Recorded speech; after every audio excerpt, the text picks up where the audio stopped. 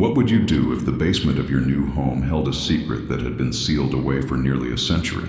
That's exactly what a young businessman from Columbus discovered when he bought the old Holloway farmstead near Marietta, Ohio. The real estate agent casually mentioned something odd, and a section of the basement had been bricked off since the 1930s. Nobody had ever opened it. Behind those weathered stones was a chapter of history so disturbing, it forced scholars to rethink everything they knew about medicine in Ohio.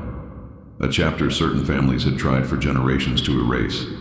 This wasn't just any basement. It was the hidden hospital of Dr. Amos Fletcher, a man whose experiments during the cholera epidemic of 1832 were far darker than anyone imagined. But before I tell you what they found down there, if you're fascinated by America's buried medical secrets, make sure you hit subscribe, drop a comment with your state, and stay with me until the end. Because this story, it only gets worse.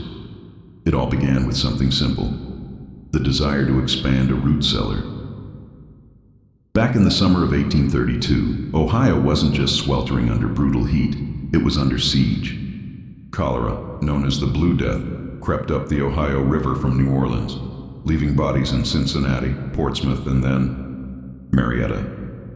Marietta was still young, only about 40 years old, with less than 2,000 residents. But panic spread faster than the disease itself. That's when Dr. Amos Fletcher appeared. He looked impressive: tall, sharp features, piercing gray eyes, white hair far too early for his age. Trained at the University of Pennsylvania, with letters of recommendation from Philadelphia's best. In a town where most doctors were little more than barber surgeons, Fletcher carried himself like the future of medicine. The Holloway family had been farming just outside town since 1798. Marcus Holloway, now running the land with his wife Sarah and 3 children, wasn't a doctor, but he had something Fletcher desperately needed: a large, cool stone basement. Perfect for hiding patients from the terrified eyes of Marietta's citizens, Fletcher offered Marcus $50 a month, a fortune at the time, to rent the space. Sarah was uneasy. The idea of cholera patients beneath their feet? Terrifying, but debts weighed heavy and money talked. Marcus agreed. By August, Fletcher had transformed the basement into what looked like a private clinic. Beds, wash basins, oil lamps, and tables lined with instruments. To anyone visiting, it appeared functional, even modern. But the Holloways didn't know the truth. 6 months earlier, Fletcher had been quietly dismissed from Pennsylvania Hospital. His obsession with curing cholera had led to unsanctioned experiments, patients dying under his care, and whispers that were quickly buried by sealed letters and quiet exits. Now, Marietta was his fresh start. His laboratory, on August 15, 1832, the first patient arrived. Jacob Whitman, a wealthy grain merchant, carried his daughter Elizabeth, just 22 years old, racked with cramps, diarrhea, and that bluish skin that gave cholera its name. Fletcher reassured Whitman with confidence. "She'll receive the finest care west of Philadelphia," he promised. Jacob paid $25, nearly a year's wages for an ordinary man, and left, told he could return in 3 days. Elizabeth didn't survive the night, because Fletcher wasn't treating cholera the way most physicians did. He had developed his own brutal theory, that the disease came from corrupted humors in the blood. His answer? Extreme purging, extreme bloodletting. Where other doctors drew a few ounces of blood, Fletcher drained quarts, sometimes 2 at once. Where others used mercury-based calomel in tiny doses, Fletcher gave amounts strong enough to poison a healthy person. He called it graduated depletion, and he wrote everything down.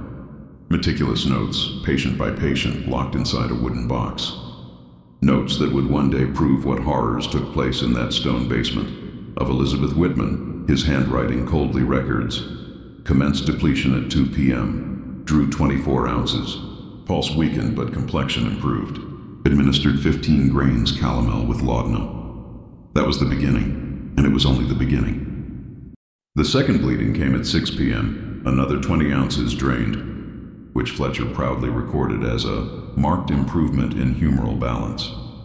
He even scheduled a third bleeding for midnight, calling it the final step in her purification cycle. But what he described as improvement was actually the steady collapse of a young woman's body. Elizabeth Whitman wasn't dying of cholera anymore. She was being killed by the so-called cure itself. bled nearly dry and poisoned with mercury. Until her system finally gave out. She died in that basement. Fletcher ordered her buried immediately behind the farmhouse, telling Marcus Holloway it was the only way to prevent contagion. When Jacob Whitman returned 3 days later, anxious to see his daughter, Fletcher met him with carefully rehearsed sorrow. She passed peacefully, Fletcher told him. At first, she responded well, but the disease moved too fast. I did everything medical science allowed. Heartbroken, Whitman believed him. He even handed over an extra $10 for burial costs, never realizing his daughter's death wasn't from disease, but from the doctor's own hands. The next patient came just days later. On August 20th, a blacksmith named Thomas Carmichael arrived from Belpre. His family had scraped together their savings for Fletcher's private care. 4 days later, he too was dead, another victim of graduated depletion. By September, Fletcher's reputation had spread. Families terrified of the overflowing public hospitals, where patients received little more than prayers, arrived at the Holloway farm desperate to save their loved ones. They were met by a doctor who looked and sounded like salvation, Eastern credentials, confident manner, a university education few frontier towns had ever seen. To them, Fletcher wasn't just a doctor, he was hope. But that basement wasn't hope. It was a death trap. Patient after patient entered, and none came out alive. Fletcher had built the perfect scheme, a steady flow of desperate clients willing to pay anything, a disease with a high enough death rate that no one questioned the losses, and an isolated farmhouse basement that hid it all. By October, he'd turned his system into a grotesque assembly line. Marcus even helped build a separate entrance, supposedly to maintain quarantine, but really to keep Fletcher's work unseen. He charged according to wealth, $25 for merchants, $15 for craftsmen, $10 for struggling farmers, and for those willing to pay extra, he offered advanced European treatments, therapies that existed only in his imagination. Families paid, clinging to the hope of a cure. Meanwhile, upstairs, Sarah Holloway began to notice the truth. "It don't seem right," she whispered to Marcus one night, listening to the muffled groans drifting up from beneath their floorboards. All those fancy treatments, all that schooling, yet every single one of them dies. Even old Doc Hartwell in town saved some. Marcus tried to reason it away. Maybe the families just waited too long. Maybe it was the same everywhere. But Sarah's instincts told her something far worse was happening below, and she was right. Because Fletcher wasn't just profiting from patients while they were alive. He was profiting after they died. Each post-mortem examination, as he called it, was really a crude dissection. Fletcher carved out organs, preserved them in alcohol, and shipped them to medical schools in Cincinnati and Columbus. Schools hungry for cadavers, willing to pay well, and rarely asking questions. His journal entries from this period are chilling. Patient expired at 3:20 a.m. Excellent specimens obtained. Liver showing advanced deterioration. Kidneys suitable for preservation. Heart muscle adequate. Estimated value, $12. Net profit from case, $37 after burial and preservation expenses. The basement was no longer just a private hospital. It had become a charnel house disguised as medicine, a place where human suffering was turned into profit, jar by jar, specimen by specimen. And this was only the beginning of Fletcher's descent into horror. What happened in that basement in the months that followed would shock even the Holloway family to their core. What if I told you that the carefully built reputation of a trusted doctor came crashing down because of two events, two moments, that revealed everything he'd been hiding? It was November 1832. Fletcher's basement hospital had already claimed victim after victim, but his secret was about to unravel. The first crack in his scheme. A girl named Martha Cunningham. She was just 16, the daughter of Reverend Isaiah Cunningham, pastor of Marietta's First Presbyterian Church. Martha had caught cholera while caring for patients at the church hospital. Her father, desperate to save her, borrowed heavily to pay for Fletcher's private treatments. But unlike Fletcher's other patients, Martha came in early. She was young, healthy, strong, exactly the kind of person who could have survived with simple rest and fluids. In other words, someone who might live long enough to expose what was really happening in that basement. The second event, something Fletcher could never have predicted. Dr. Benjamin Hartwell, Marietta's only other trained physician, returned early from a cholera conference in Columbus.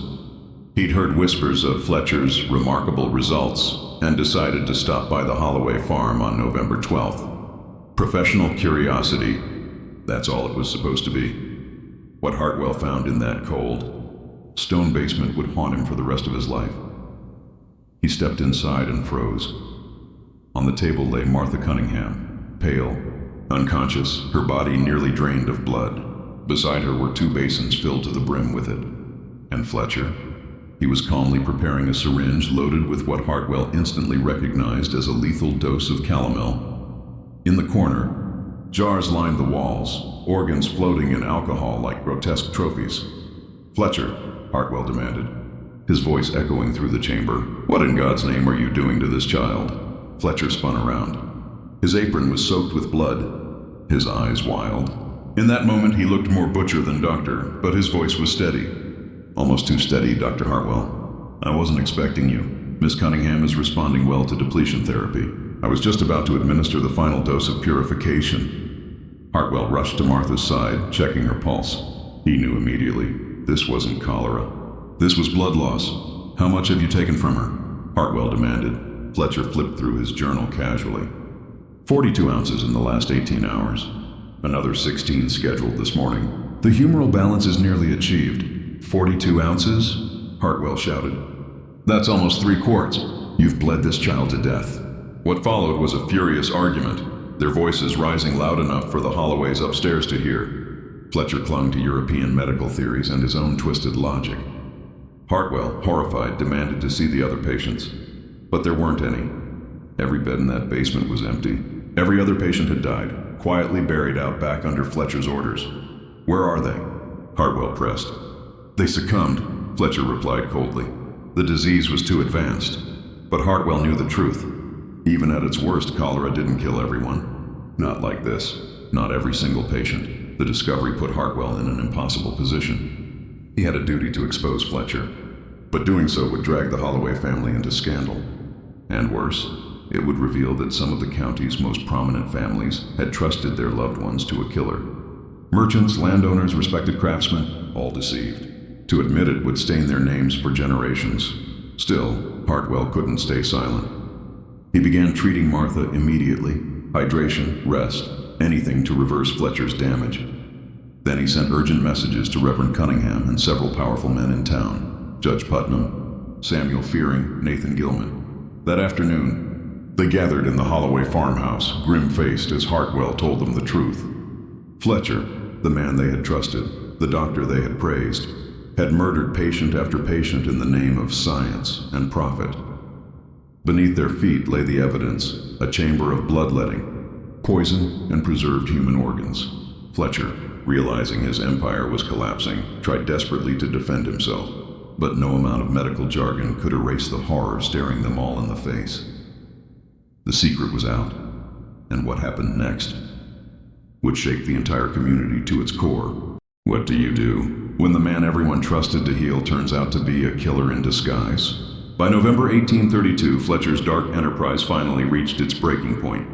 When confronted by Dr. Hartwell and Marietta's most respected men, Fletcher didn't crumble. Instead, he pulled out his journal, page after page of treatments, each death recorded with cold precision. He spoke like a professor addressing students, insisting his brutal methods were rooted in cutting-edge European science. "Gentlemen," he said, his tone calm, even superior, "what you've seen may look extreme, but it's advanced medicine. Every drop of blood I drew was meant to save life, not take it." But Judge Putnam wasn't buying it. His own nephew had died in Fletcher's care just weeks earlier. His voice cut like ice. "Doctor, are you seriously telling us that bleeding a 16-year-old girl nearly to death is accepted medical practice?" Fletcher didn't flinch. "In cases of severe imbalance, yes. Miss Cunningham's survival will prove it, but she didn't survive." Despite Dr. Hartwell's desperate efforts, Martha Cunningham's young body gave out that evening, too weakened by Fletcher's so-called cures to recover.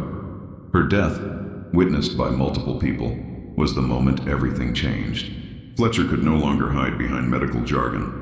He wasn't a healer. He was a murderer, and now the men of Marietta faced an impossible question. How do you deal with a killer without destroying your town in the process? A trial meant exposure. The truth would spread like wildfire. Marietta's leaders had been duped, their loved ones bled to death by a fraud. The city's carefully built reputation as a civilized, respectable place would collapse overnight. Businesses would fail, property values would tank, families would carry the shame for generations. Judge Putnam understood this all too well. "If this becomes public," he said grimly, "it won't just ruin us. It'll ruin the entire community. Who will trade with merchants who couldn't spot a charlatan? Who will trust a judge who sent neighbors to a killer?" Reverend Cunningham, still reeling from his daughter's death, agreed. As much as it tore at him, he said, the families deserve truth. But they also deserve dignity. A public trial would destroy the innocent right alongside the guilty. So the men struck a secret bargain. Fletcher would be confronted privately. He would be forced to leave Ohio forever. His journals and instruments would be preserved as evidence, just in case, but never made public unless absolutely necessary. It was a compromise, one that satisfied no one, but seemed the only way forward.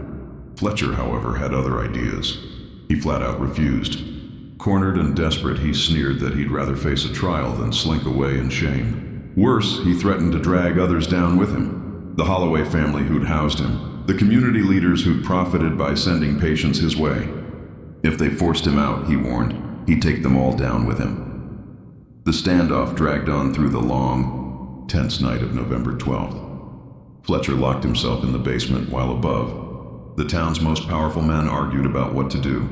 Marcus Holloway was terrified. His home had become the stage for Fletcher's crimes, and his family stood on the brink of ruin. He begged the others for a solution, anything to keep innocent people from being destroyed. Then came dawn. Just before sunrise on November 13th, Fletcher tried to make his escape through the basement's outer entrance. But waiting for him in the shadows were Judge Putnam and Samuel Fearing. What happened next is still whispered about. At sunrise, Fletcher was found dead at the bottom of the stone steps, his skull crushed. Judge Putnam swore he slipped while fleeing, smashing his head against the limestone. Samuel Fearing backed him up, calling it an accident. But Dr. Hartwell, examining the body, saw signs that suggested something else. Something violent. In the end, Hartwell made his choice. Rather than spark scandal, or reveal what looked like vigilante justice, he signed the death report. Accidental trauma from a fall, and just like that, Fletcher's story ended. But the nightmare wasn't over for Marietta's leaders. They now had a new problem, covering up everything he left behind. The journals, the preserved organs in jars, the surgical instruments, the treatment tables, all of it had to vanish. The men decided the basement itself would be sealed, bricked up, entombed forever, a silent monument to their darkest secret. Marcus Holloway agreed. Anything to protect his family. The official story, polished and repeated until it stuck, was simple. Dr. Fletcher died in a tragic fall while bravely treating cholera patients. His basement hospital was sealed for safety reasons. The patients he lost? Casualties of the epidemic. Nothing more. Only a handful of men knew the truth. A few days later, Reverend Cunningham led a quiet burial. No crowds, no speeches, just a modest stone in Marietta's cemetery, Dr. A. Fletcher, 1796 to 1832, taken by accident in service to his patients. A lie carved in stone. A town saved by silence, but secrets like that don't stay buried forever. What if the doctor you trusted most was hiding a secret so dark it would stay buried for almost 2 centuries? After the deaths under Dr. Fletcher's care, families were quietly told their loved ones had fallen victim to cholera, despite receiving the best treatment available. And most believed it. In fact, they were relieved to think their relatives had died with dignity in a doctor's hands rather than in the chaos of an overcrowded public hospital. But the truth was far worse. Dr. Hartwell, the man who uncovered Fletcher's hidden horrors, burned his own notes and never spoke publicly about what he had seen beneath the Holloway farmhouse. The weight of that discovery broke him. Haunted and drowning in guilt, he turned to the bottle. And within 3 years, he was dead, his secrets buried with him. Meanwhile, Marcus Holloway made sure Fletcher's chamber would never be opened again. Using limestone from the local quarry, he sealed the basement off completely. From the outside, it looked like it had always been part of the house's foundation. He even planted ivy over the stones, letting nature cover the scar. Then he destroyed everything Fletcher had left behind, burning what could burn, burying the rest in unmarked graves scattered across his land. From that point forward, Silence ruled. The Holloway family passed down the secret like a cursed inheritance. Marcus told his son Thomas, who told his son Robert. Each generation kept the wall standing, knowing that breaking it down would unleash a shame too horrifying to face.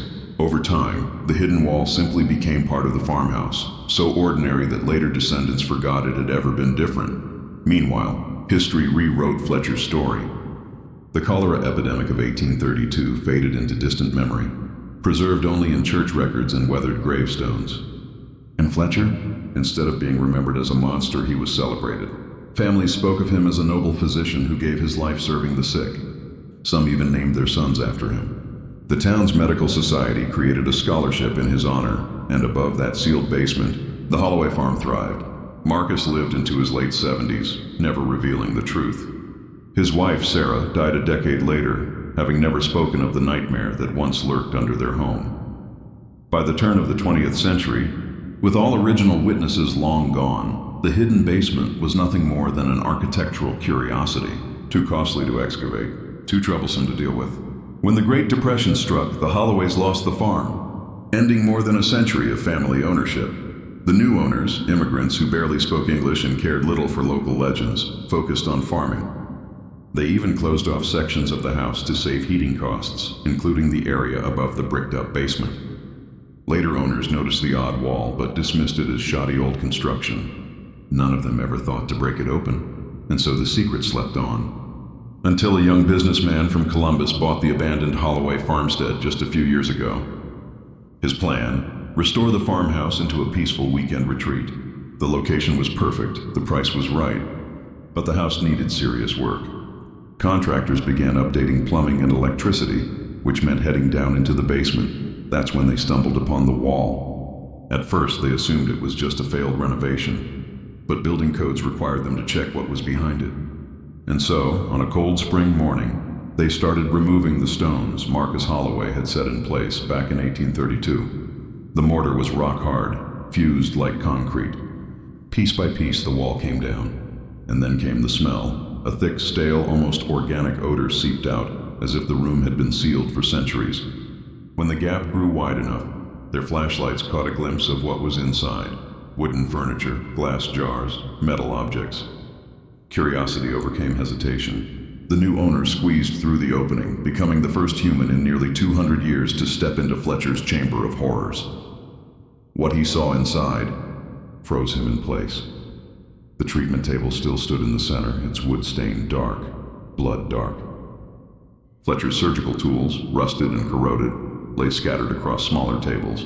Shelves lined with glass jars stood empty now, but the residue they left told a disturbing story.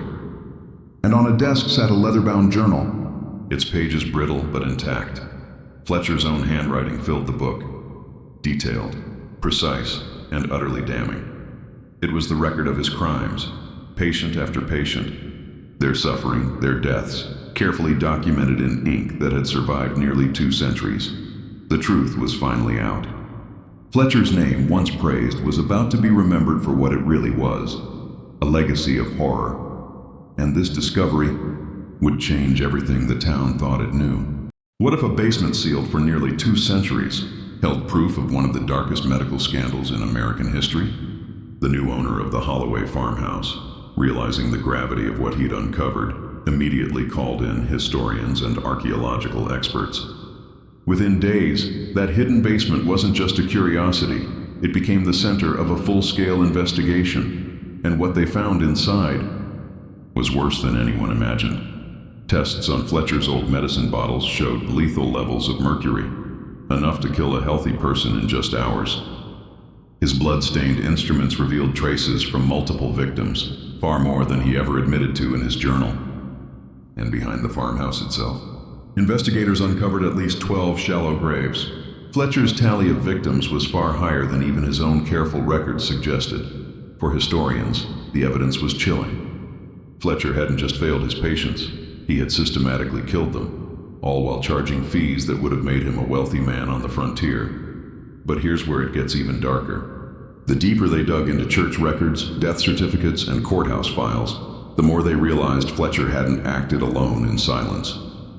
His crimes were covered up. Local officials altered death records, Community leaders hushed rumors.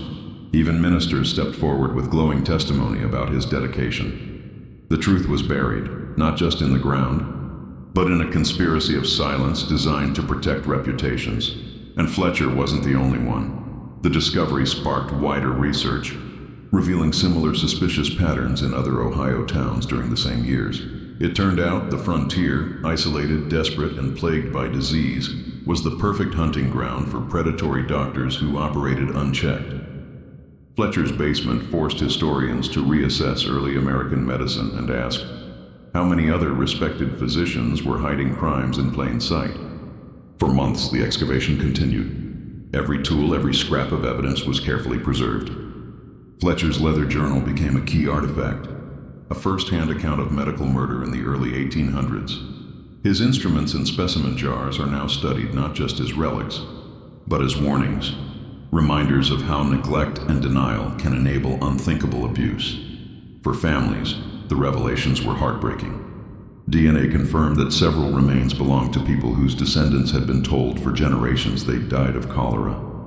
Imagine growing up with a story of tragic loss, only to learn your ancestor was deliberately killed.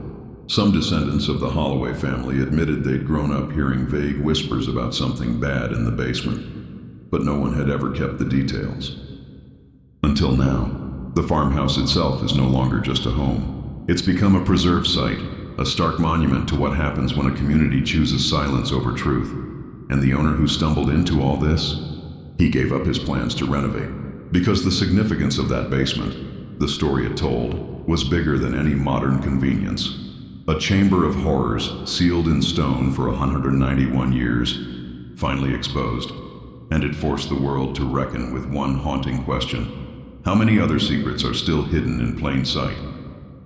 What if I told you that a simple limestone wall hid the truth about one of the darkest medical crimes in American history? The investigation that started with Fletcher's sealed basement didn't just end in Marietta, it rippled outward. Historians and medical researchers began examining other early 19th century sites across Ohio, and even into neighboring states. And while none revealed anything quite as shocking as Fletcher's Chamber of Horrors, there were still unsettling patterns, clusters of deaths during the cholera years that hinted at fraud, abuse, or outright malpractice. Families of Fletcher's known victims, identified through genealogy and analysis of remains, began creating memorials. They wanted to do more than mourn. They wanted to remind the world of the dangers of silence and how transparency and accountability in medicine should never be optional. But Fletcher's grave? That became its own battlefield. His headstone still stood in Marietta Cemetery among honored citizens. Some descendants demanded it be moved. Why should a killer rest in a place of respect? Others pushed back, saying the grave was a warning in stone, proof of how easily entire towns could be deceived by a man hiding behind credentials. It's chilling to remember. The cholera epidemic of 1832 killed thousands across Ohio. Fletcher was only responsible for a fraction of those deaths. Yet the betrayal behind his crimes made them stand out as some of the most horrifying. He didn't just let people die. He chose to kill them methodically, systematically, while their families paid for his expert care. Medical ethicists later pulled the case apart and highlighted the perfect storm that enabled him. The isolation of frontier medicine, families desperate to save loved ones, the lack of proper licensing and oversight, and perhaps worst of all, the community's willingness to cover up the truth to save face. And that's the question this discovery forces us to ask. How many other doctors hidden behind epidemics did the same thing? How many towns chose to protect their reputations instead of their people? And how many families passed down stories of heroic care, never realizing their loved ones had actually been murdered? That limestone wall didn't just block off a room. It symbolized collective denial, a community decision to bury the truth instead of confronting it. But here's the thing about secrets. They don't stay hidden forever. Truth has a nasty habit of clawing its way out, even if it takes almost 2 centuries. Fletcher's leather-bound journal, with its meticulous notes, is terrifying because of what it represents. The worst predators don't always hide in shadows. They hide in plain sight. They wear white coats. They earn respect. They weaponize trust. His victims believed in him not despite his title, but because of it. That betrayal makes his crimes unforgivable. Today, Fletcher's basement isn't just a dark story, it's preserved as a warning. Historians and visitors can walk through what's left of his laboratory, stare at the tools he used, and read the words he wrote.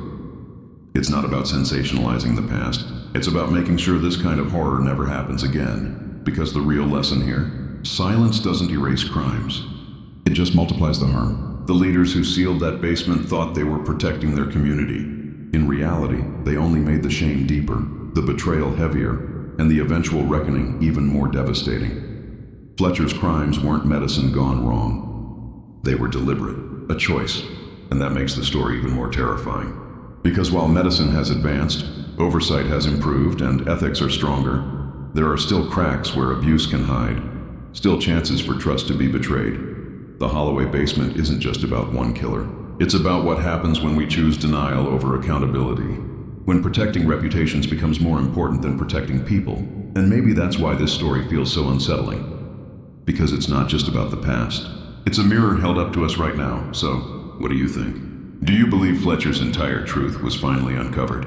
Or could there be other sealed basements, hiding crimes we haven't even imagined yet? Drop your thoughts in the comments. And if this story gave you chills, share it with a friend who loves dark mysteries. Hit that like button, subscribe, and ring the bell so you never miss another hidden history.